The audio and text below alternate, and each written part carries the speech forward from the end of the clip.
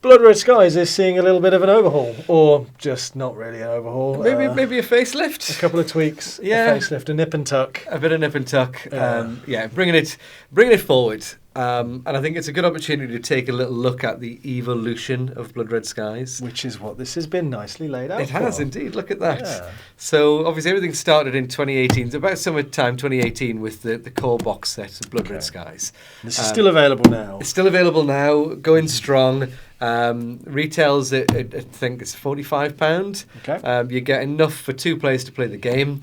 There's 6 109s and 6 Spitfires in the box, plus your quick reference guides, your mini rule books, all your bases, your dice, your tokens, your clouds, everything is. It's a starter set. Box. It's a great starter set. 2-player starter set. And in case you didn't know, Blood Red Skies is a game about the sky pilots. World War II Dogfights. dogfighting. Yeah. Yes. So you're basically concentrating on fighter planes from World War II. Yeah. It plays very well as like a dogfight scenario, but there's also scenarios for guiding your bombers in on like bomber escort runs. Yeah.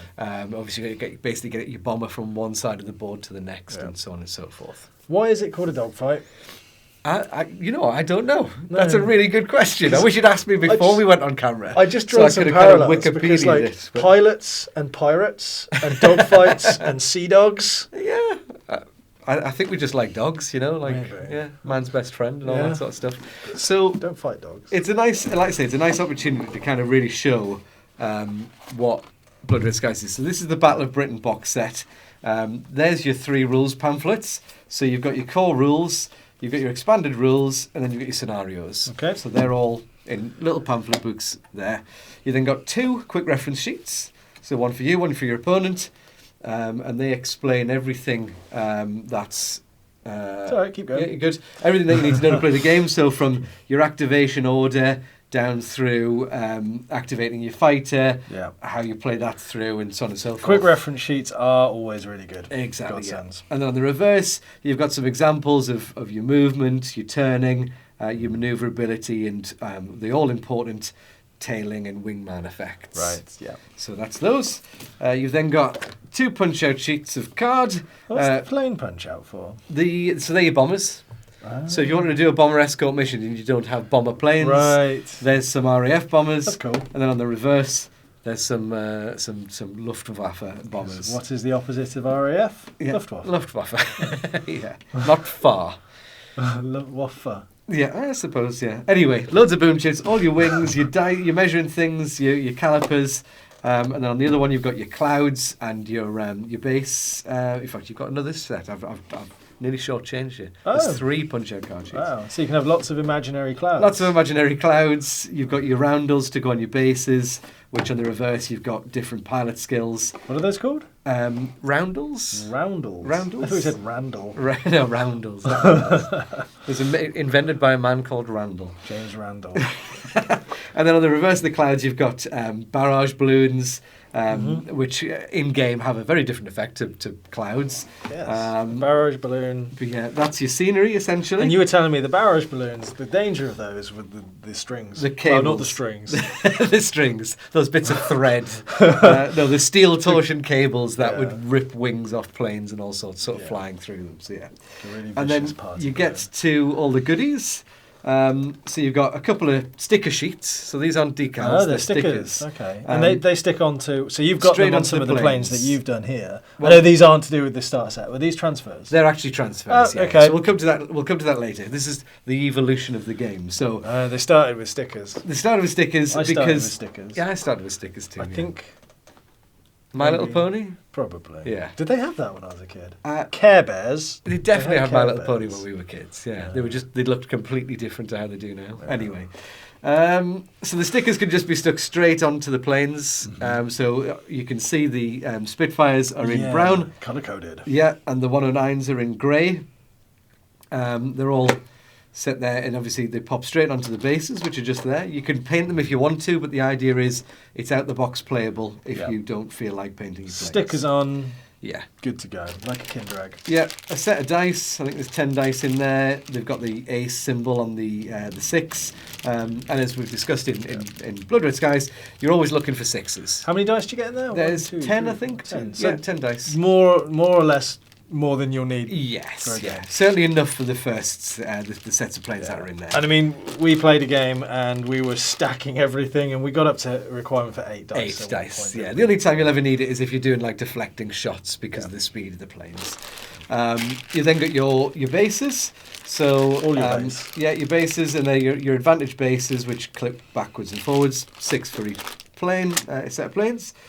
You've then got your plane cards, so the Spitfire's in there, along with the 109s. Yep. So your reference cards giving you your shoot, your manoeuvrability, and your speed. Your speed. Yeah. So shoot, manoeuvrability, speed. What trait the plane has, and so on and so forth.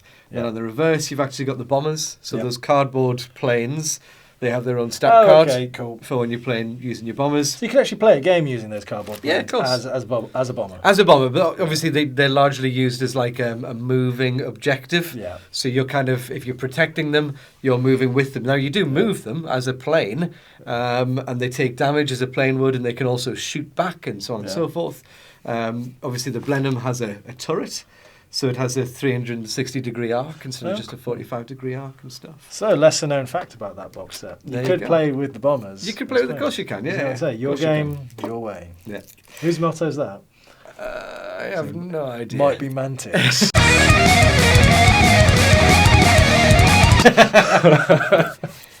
Yeah. Then you have a nice chunky deck of cards, which includes a lot of ace skills to choose when you pick your own ace, as well as the traits for the planes and some doctrine and theatre cards. Because there's a degree of deck building, right? There is, yes. So you have some special abilities you can play. Yes, It's quite tight deck building. So, for example, the Spitfire has the trait tight turn.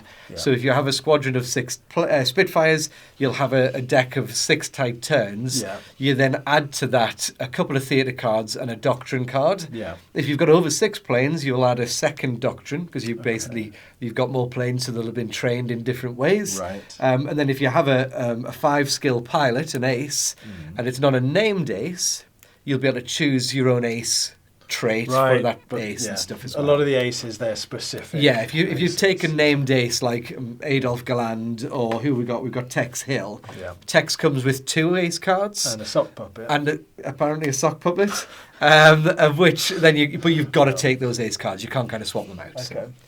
So that's your core set. So they have to have. Okay, that's cool. So the planes and kind of when we're talking about the evolution, what we really wanted to look at was the materials the planes are made in. Yeah. So the planes from the starter set are like they're a soft plastic. Like they're PVC PVC, plastic? yes. They come all in different colours. So the American planes are blue, the Soviet planes are green, the Japanese planes are white. There are starter sets for the other. There's not starter sets, but there's squadron boxes like what we've got here from the original, the first wave. Yeah. So if you want to play the game, that's one of the best places to start. Is with this starter set. Yeah. So that's everything in that. It's a very popular starter set. Lots of people. It is, yeah. And it's great value. Like I say, retailing at $45, I believe. You can pick it up and be going with 2 forces, a squadron of Spitfires and a squadron of 109s, the Messerschmitts, opposites to Spitfires. Yeah. And that's one thing to note about the game is it plays really well between sort of 500 and 1,000 points, which is going to be anywhere from sort of 3 or 4 planes up to maybe around 10 planes at 1,000 We had a good sort of 45-minute game with... You had 3 planes? I had 3. 4. You had 4, yes. Yeah. So, and I had quite expensive planes. Yep. So it's, points cost, it's all nicely balanced and stuff. Cool. So after this... From there, we went on to... we produced 4... I won't do that with that box. No, 4 kits. Still got stuff in. Yeah, still got stuff in. 4 kits, which was 2 planes for the British and 2 planes for the Germans. It was the Hawker Hurricane and the Mosquito, and it was the Focke-Wulf and the 110, I believe. Now, these are hard plastic. Yep. So these, in comparison to... the original set, which were PVC, are a hard plastic plane that have come off a sprue. And again, they all come with their own sheets. Randalls. Yep, Randalls. The markers show they've activated. These caution, danger, plane flying signs. Yeah, so that's if you're high altitude. We'll cover that at a later date. But and your boom shake the rooms. Yeah, your boom chits, and another measuring stick, which is you nice, can't have too many measuring bases. sticks. Yeah, bases and cards. Bases and cards for each one. So yeah, that's cool. Yeah, in fact, let's do the bases and cards. Well, bases are the same bases as before. Yep. And then the cards, you've got your Hurricane card, plus some extra bits. Obviously, your highly collectible Warlord member card. Is that who packed it? Vaz. Oh, well, I'm not interested in that one. Got loads of them. got Vaz. Don't need Vaz. Vaz for swaps all day. And the card stock and stuff's all really nice. It's not changed since the starter set. It's stuck to me. Yeah, so just put it in your mouth. Yeah, it's all right. You can send that out to some lucky winner, I'm sure, at some point. So this time you're getting decals. So you've got transfers. Yeah. So as we talked about, we went from stickers to transfers, obviously catering more towards the hobbyist than the casual gamer kind of picking up to play. Well, the starter set, that makes sense. And now you're starting to get into the nitty gritty. Exactly, yeah. And then you've got a new Doctrine card, some plane traits that are relevant to the Hurricane. Mm-hmm. There's 6 planes. It has 2 traits, so 3 of each. Yep. And that's what you're getting for your cards. Cool. So it adds a little bit extra to the core set. So you start to be able to flesh out your game. Yeah. Do you say there's a theatre card in there? There's a Doctrine card, which is defensive tactics. Yeah. And then the most important thing is you're getting your Hurricane. So that's your Hurricane plane in hard plastic. So it's it's very solid. Just like any bit of hard plastic you would get on a sprue, as the single plane. Yeah. Now, obviously, the cost to produce those plastic planes is the investment cost to get to the point where you've got the planes is really high. Yeah. And this obviously being like one of our specialist games, not like but bolt action. We're guaranteed to have high volumes of of infantry going out.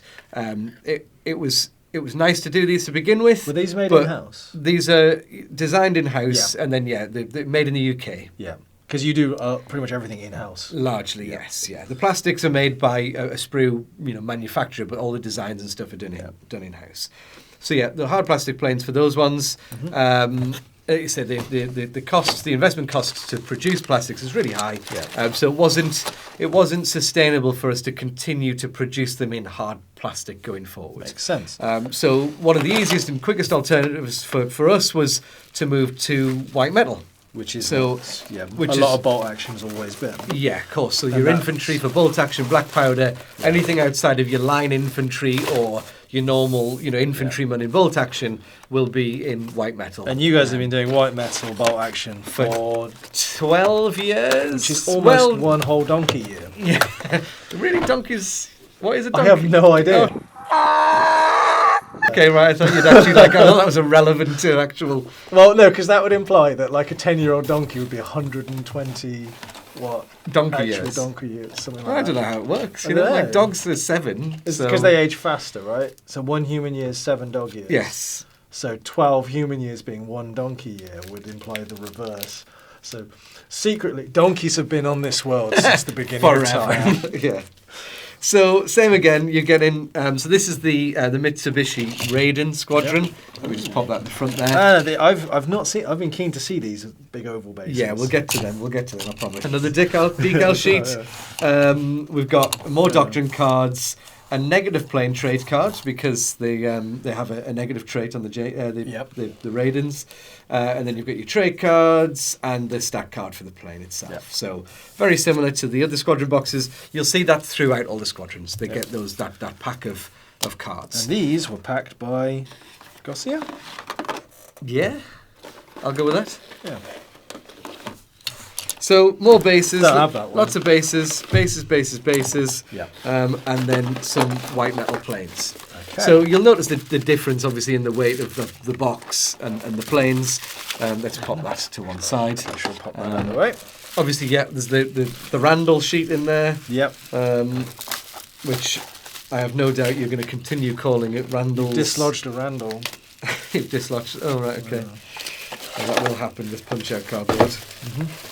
And then you've got the white metal planes, which, nicely detailed, a little bit of clipping to do to take some of it'll flash off. Lost a plane. But what white metal allows us to do is to produce a lot very quickly with a much shorter lead time than you have from plastics, from hard plastics. You know, we can do a design, we can 3D print it, we can get it into a mould and start creating models probably within the space of 48 hours if we needed to. Oh, wow. So it's a real fast process to do. Which is always nice. And no loss in detail with the white metal. Not at all. Warlords metals Not have at all. always been really good, though. Now, the only downside to that is obviously we know with Blood Red Skies you've got your advantage base. Yeah. So, you know, you need that as part of the game. With the white metal planes, obviously because they're quite weighty, Right. they don't stand up on their own with the base. Yeah. So you've got two options. You've got the white metal planes.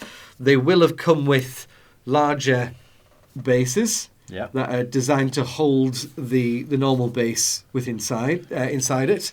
And if I just clip this off the sprues, nice and easy. The I didn't take mine off the sprue. plane sits inside it, and then there you go. You're not going to have that issue of the plane falling over. Okay. So yeah, nice and straightforward. The alternative is we also sell some metal washers, for want of a better word, that will sit on the underside of the base and give you that a bit of extra weight without having to lose your. I like these. Yeah. They're cool. They just gets when you get into a dogfight, and you start running out of space, the round bases can get in the way. The big oval bases can get in the way a little bit. Hence the need for those washers. Okay. So that was a real effective way of us getting a lot of planes into the market without having to have a lot of downtime between releases and so on and so forth. Yeah. We've thus developed. And I know we talked at length about it for Where did these come from? SPQR. From here? They came from there, yes. These are the Mitsubishis. Just slide them that way, off camera. Nobody needs to know we've got a big pile of mess over there. So where should we start? Let's have a little look at. In fact, I tell you what. Pass me one of the Warhawks, please. They're without the ones. jets. That's the ones without the jets. Yeah. So we've recently developed Warlord Resin. Yep. Which is like a plastic resin hybrid. Pop it flat on the table. Flat on the further table. away from the camera is always better. Yeah. You can have it on your hand if you like. There you go. Yeah. Like a little butterfly that There you you go, just yes, caught. yeah. And it weighs about as much as a butterfly. These things, feel it. If you check that against the white metals, even against the hard plastic, it's a lot lighter. Mm-hmm. It's a very forgiving material, holds its shape really, really well. Yeah. Holds the details incredibly well. Just the same, Real crisp detail. Yeah. Side by side. In fact, tell you what, grab me have we got the Hurricane? Have you got a Hurricane kicking about for me? The one you were chewing on a second ago? I didn't throw these ones. So yes. So you can see, yeah. So they hold the detail really well. There's a tiny bit of cleanup to do on the planes, and these little bits of flash will literally just pull off, or you can snip them off or cut them off. Whatever's easier. And then there's your Hurricane. And you can see the detail of the P40 in the resin holds its detail just as well as the Hurricane does. Very similar looking planes, actually. And profile didn't change greatly. Similar, It was the internals that was. But that was that's part of the historical accuracy of the game. Yeah. Supposed to. If you'd been like, let's just put a big H on these. Yeah. Or something, yeah. People would be like, no. No, exactly. So lovely product. Really light, takes paint beautifully well, and it's as quick for us to produce them as it is white metal. Right. So now all of a sudden we're able to churn out a model that is very fit for purpose from a gaming point of view.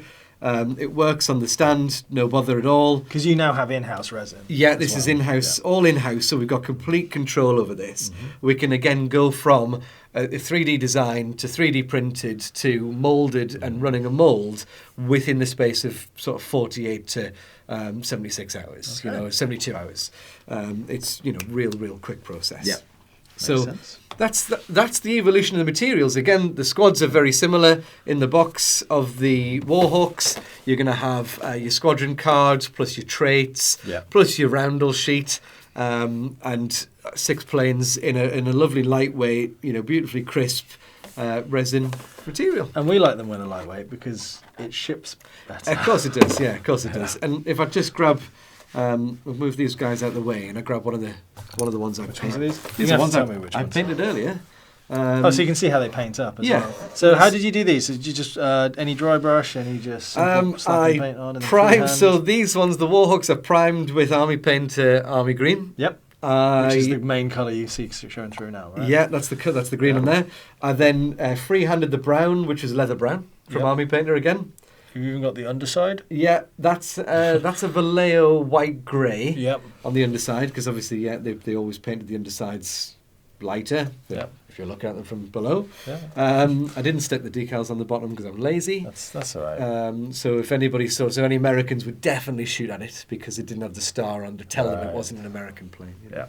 Yeah.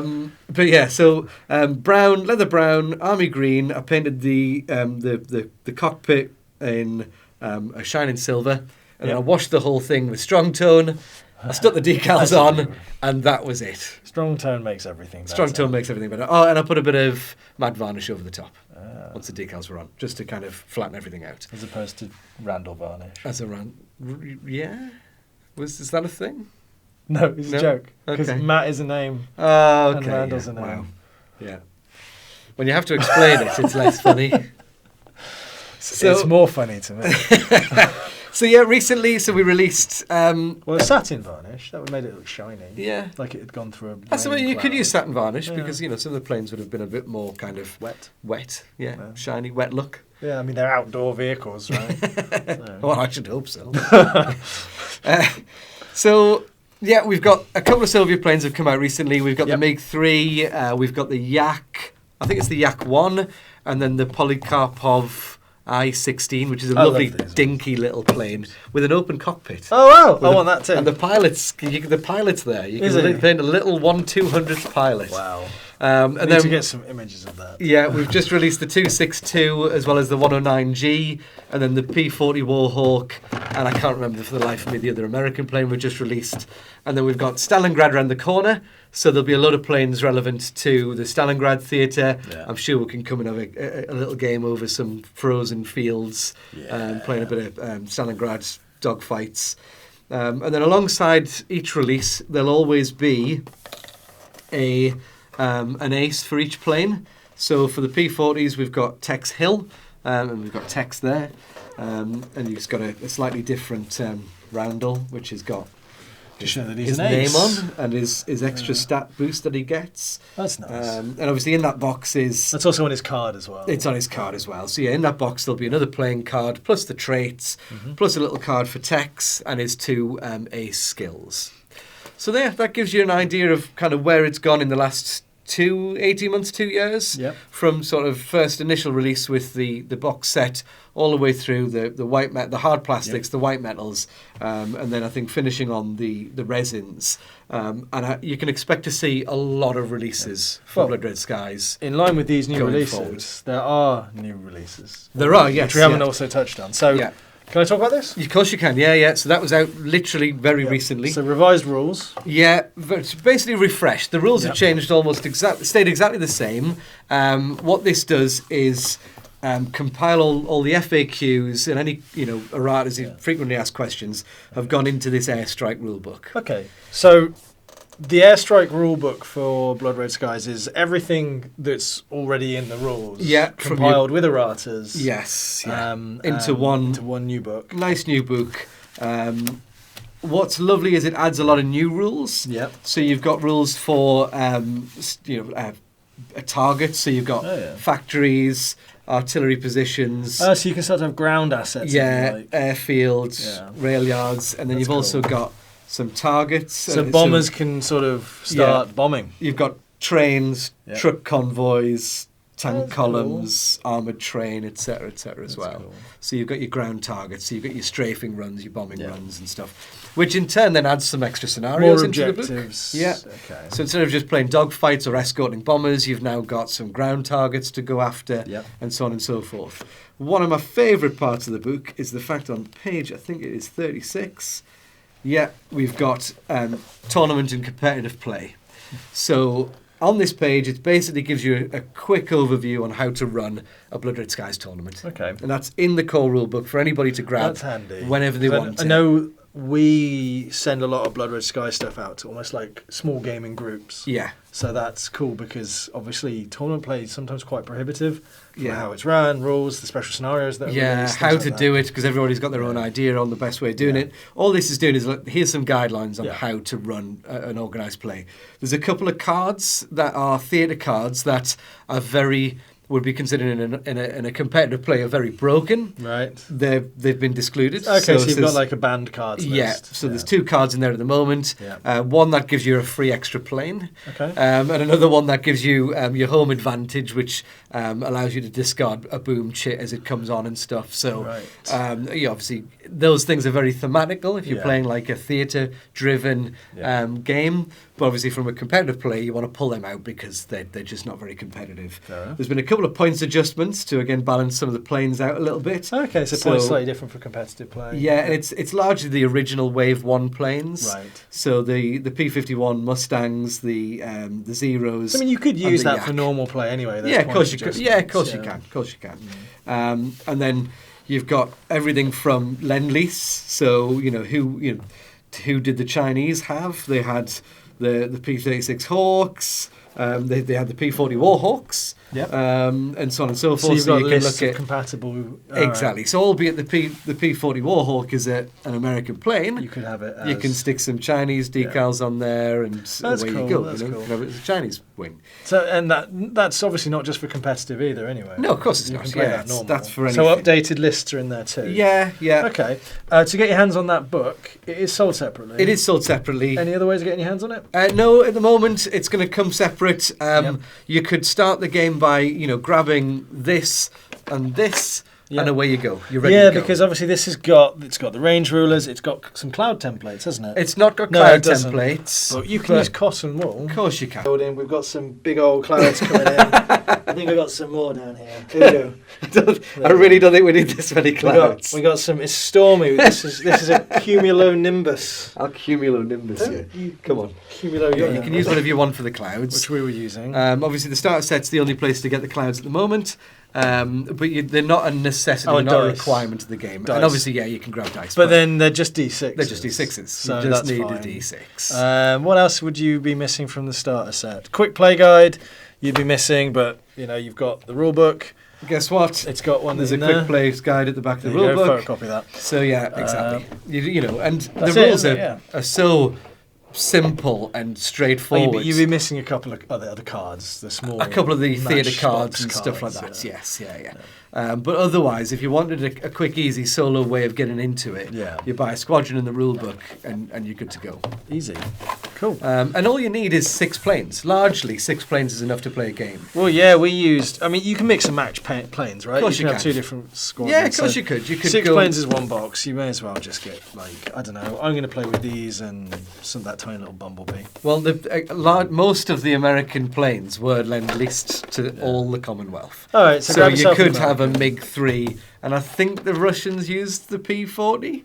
I could be wrong. We'll find out. But they certainly used a lot of the other planes. Yeah. So yeah, you could You just couldn't have like Tex or Walter. No, you couldn't. The beauty of the aces, though, is they're only nation specific. Yeah. So Tex could climb into a P-51 if he wanted to. Right. The 262s, which is one of the other planes that we played with recently, which is the early jet fighter. Adolf Galland, who was one of the original aces we released in Wave 1, Yeah. he actually flew in the 262 Right. at the end of the war. Okay. So, he went from being in a Messerschmitt 109 Yeah. all the way through, obviously probably other planes as well, but then finished his career in a 262. I do think he got shot down before the end of the war. Right. I could be wrong. But yeah, he flew a 262. So you can grab that ace and chuck him in there and away you go. Sweet. So, the evolution of Oh, Blood Red Skies. Skies. There you go, yeah. More importantly, I suppose. Oh, the one new last units. thing. Oh, One go on. last thing. So obviously I touched on some organised play in the rulebook. We are hoping, and I'm confident that we should get this out within the next few months. There will be a genuine organised play pack for Blood Red Skies, Okay. which will feature some nice prizes, Yep. quite collectible prizes, as well as obviously the original tournament play rules that are in there, Yeah. with also some examples of like a 500-point tournament, a 1,000-point tournament, and maybe anything in between those numbers. So Blood Red Skies fans, get in touch and start using our games hall for some Blood Red Skies.